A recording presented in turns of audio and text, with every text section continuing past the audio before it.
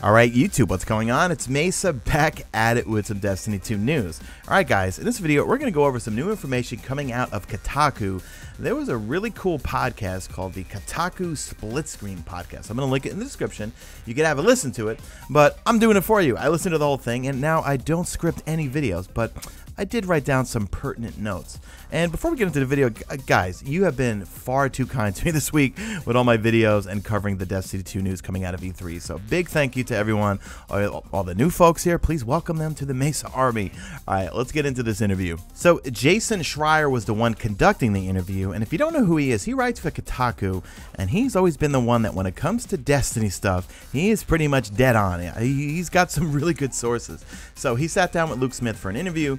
And I'm going to bullet point things here, but we get some more stuff about the open world. And for me, I don't know about you guys, for me personally, that's what I'm most excited for in Destiny 2. I'm praying they do give it to us in the beta. They said, well, they'll have some sort of secret or something we'll see in the beta. Please give us something to patrol, Bungie. So first off, I think we're in really good hands with Destiny 2. That's the same leadership team that made The Taken King is making Destiny 2. That means Luke Smith, Mark Noseworthy, and they added a few people. I know I'm tooting their horn here, but we could all say Destiny 1 made some significant changes with The Taken King. That's where a lot more exploration came in, the Dreadnought. That's where we got the questification, so to speak, of Destiny. So think of The Taken King, well, think of the things applied to The Taken King that made Destiny 1 better. We're going to see a whole lot of that in Destiny 2. Now, in Destiny 2, they're focusing on the light, okay, and how you become chosen. They don't want to leave things unexplained this time. Luke brought up the whole thing about the darkness, and he even confessed that a lot of them didn't even know what the heck the darkness was. So this time, rather than leaving things to be unexplained, everything should be explained within Destiny 2. It's focused on the light. It's focused on how the light works. Luke had brought up, you're going to learn what it's meant to be chosen, to become a Guardian. No more minions of the darkness. You know, he brought up the fact that on all the armor it says, okay, kills and minions of the darkness grant super energy and so forth. So they're going to stay away from the word darkness. He said maybe down the road they'll come back and explain what the darkness is. Now also just a quick note, guided games, like with regards to trials, Nightfalls raids, they're just going to be for normal modes, not for heroics. The way they see it, or at least I see it, is that the normal modes, if you're a seeker or a guider, that's where you meet people, get them to join your clan, and then take them into the heroic mode. So give people a run, see if you guys get along, and then they could join your clan. So I'm going to throw on screen one of the maps that someone screenshotted during one of the presentations, and we see a number of different icons. So this is what I'm most excited for, is the open world exploration stuff. Because remember when The Taken King came out, remember, same team, exploring, finding out how to get all those keys and those chests. For me, that was a lot of fun. Now, you see a number of icons on this map here. And so I got a feeling the ones that it's blue with a little symbol in the middle and kind of has like an orange symbol going around it. There's 3 on the map right now.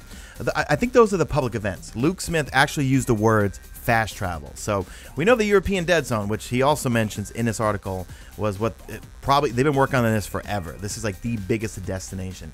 You'll be able to have 3 landing zones on the European Dead Zone, but you'll be able to fast travel to public events. Okay, so I think those little icons are public events.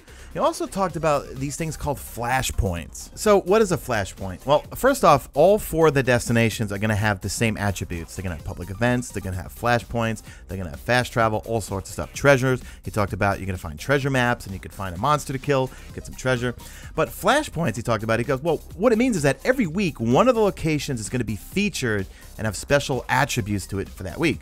He kind of goes on to say that this flashpoint location will have things like special monsters, treasure maps, events, rewarding very powerful Nightfall tier rewards. So this is just another thing to get us, as you know, they keep kind of using the same phrase, but it's the truth. They want us to find the fun. He mentioned in this interview, we don't want you to have to go to Reddit every time you're looking to find something. They want you to find the fun within the game. Now, he also mentioned another event that's going to be out and about in the wild while we're patrolling, looking for things, where the enemies are going to be moving against each other. That was his exact quote. I think he was calling it silence or something is what they're calling it internally. He said that's going to be something we can also do where the on the different planets, the enemy factions are going to rally against each other. He didn't really get too specific, but I'm assuming that's going to be just another event where we could possibly get some rewards from. So there's going to be so much to do in the open world exploration. And I know I keep saying I'm a broken record. Please, Bungie.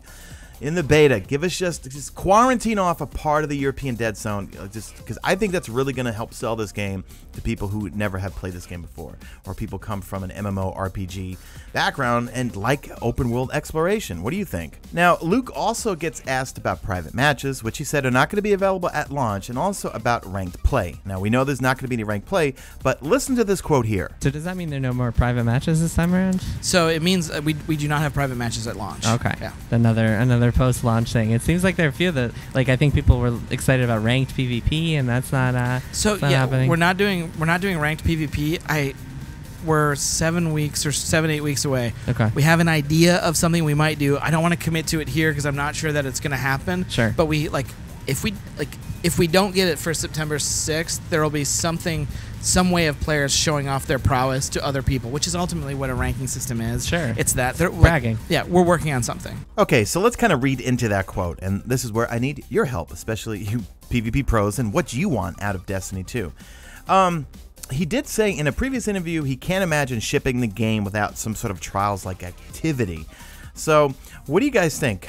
I personally don't think we're going to get ranked play, because if you think about it, we have the party playlist, right? That's for scrubs like me, average folks, and then the competitive playlist, which means all the beasts and people that want to compete with each other, they'll be in the competitive playlist, which is going to have countdown, and then another game mode that they have not revealed yet. Now, that's all the nuggets out of the interview, but check out this image here that made it to Reddit. So we see the loading screen, we see a warlock, and it says, select character, first Ghost Revival, 12/31/1969.